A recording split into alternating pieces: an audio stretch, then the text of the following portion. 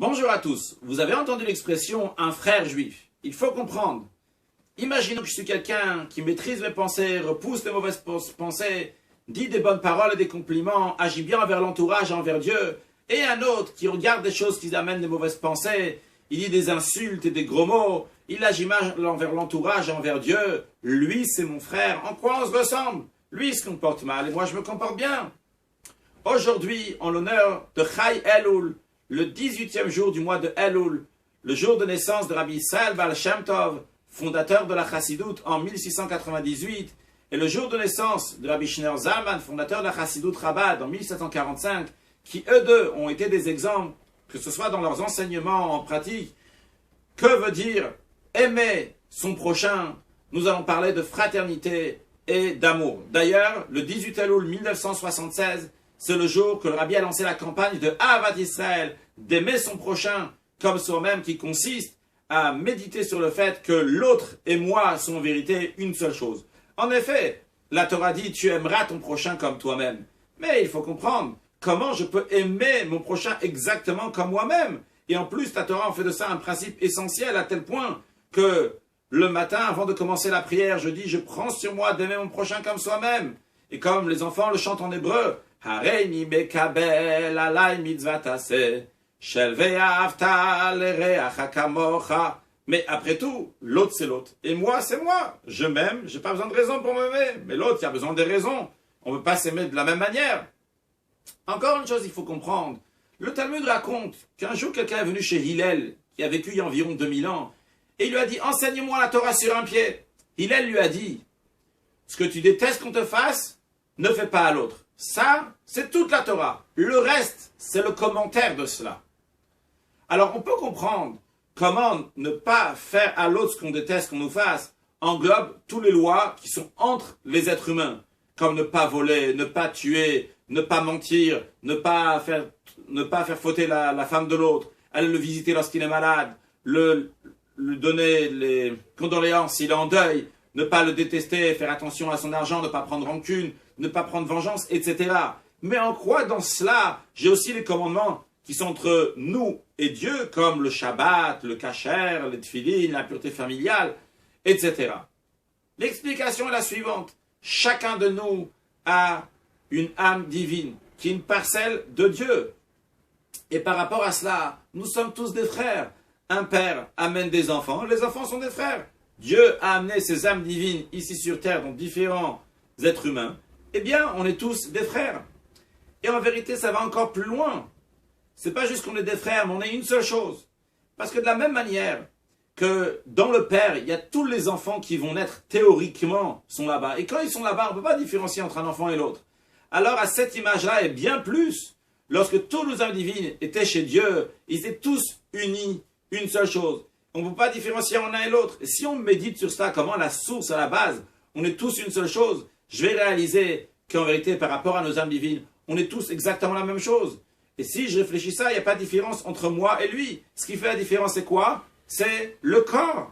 La manière comment l'autre réfléchit, comment il parle, comment il agit. Mais tout ça, c'est des comportements, c'est du superficiel. L'essentiel, c'est l'intérieur, c'est le fond. Par rapport à cela, on est tous une seule chose. Ah, je peux dire, mais l'autre, il fait rien du tout. Même si l'autre, il fait rien du tout. Dans la paracha de Kitavo, il y a écrit que le peuple juif est un Am Ségoula, un peuple de Ségoula, comme le commentaire de Rashi explique, comme un trésor que les rois cachent. Les choses en principe sont utiles lorsqu'on peut s'en servir. Un trésor, et en plus tu le caches. Qu'est-ce qu'il y a? Il est caché. Mais on te dit, l'utilité du juif, c'est pas seulement ce qu'il va faire par rapport à son comportement. Le fait même qu'il existe, qu'il est là, il a cette âme divine, eh bien ça c'est un trésor qui est là. Alors c'est vrai, bien sûr, il faut dévoiler ce trésor, le mettre qu'après il va se comporter aussi bien comme il faut, que ça reste pas juste un trésor, que personne peut en profiter, que tout le monde va en profiter. Mais le trésor est là. Et par rapport à cela, on est tous les mêmes. On va comprendre aussi pourquoi Hillel lui a dit c'est toute la Torah. Parce que toute la Torah demande de mettre l'importance au fond plus qu'à la forme. Donner l'importance à des principes spirituels plus qu'à des choses matérielles. Et justement, Hillel lui dit, si tu es capable de montrer que tu aimes un autre, pas pour des intérêts, mais tout simplement parce que c'est ton frère, et tu vas pas réfléchir, qu'est-ce que je vais gagner ou pas gagner de cela? Mais comme j'aime mon frère, qui a un amour naturel, ou comme j'aime mon fils, pas parce qu'il me ramène des bonnes notes, mais tout simplement parce que c'est mon enfant, eh bien, tu aimes un autre de la même manière, si tu es capable de regarder le fond qu'il y a dans un autre et pas la forme, eh bien, à ce moment-là, toute la Torah, tu peux la faire. Alors, concrètement parlant, il faut méditer sur l'amour du prochain, mais jusqu'à avoir un amour dans le cœur. Mais si on n'y arrive pas encore concrètement dans le cœur, au moins faire, agir dans ce sens. Comme Maïmonide dit, les critères de l'amour du prochain, il dit raconter de ses éloges, dire du bien, donne l'importance à son argent comme je donne l'importance à mon argent, et comme je veux de mon honneur, et aimer, respecter son corps de l'autre aussi, ce que l'autre va vouloir, je vais vouloir, etc. Donc on peut prendre la première chose que le Maïmonide nous dit, de dire des éloges à un autre. Alors ça, on peut le faire. Ça coûte pas cher, ça demande des efforts. Alors on peut le faire tous les jours ou chaque semaine.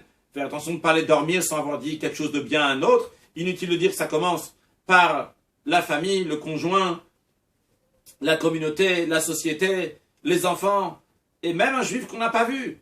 Si on n'a pas donné encore de compliments dans la journée, on peut le faire le soir, même avant d'aller dormir, envoyer un message à quelqu'un, dire quelque chose de bien, mais dire du bien envers un autre. Et on va conclure avec un chant que les enfants chantent au centre aérogal Israël. Avat Israël, Avat, c'est l'Avat de notre Torah. C'est ce que nous enseigne Rabbi Akiva, Rabbi Akiva. La maison de Dieu fut détruite à cause de la haine gratuite. Et pour faire construire le troisième Beth Amikdash, aimer son prochain, ceci est notre tâche, ceci est notre tâche. Le Baal Shem Tov a dévoilé la Chassidut pour délivrer les Juifs de la galoute. Il nous enseigna de ne point différencier un Juif simple d'un Juif qui a étudié, d'un Juif qui a étudié. Le rabbi de Lubavitch instituait les Mivtsaïm pour rapprocher les Juifs du judaïsme. Il nous donna comme devise au Faratzta, et par cela, Mashiach arriva. Excellente journée.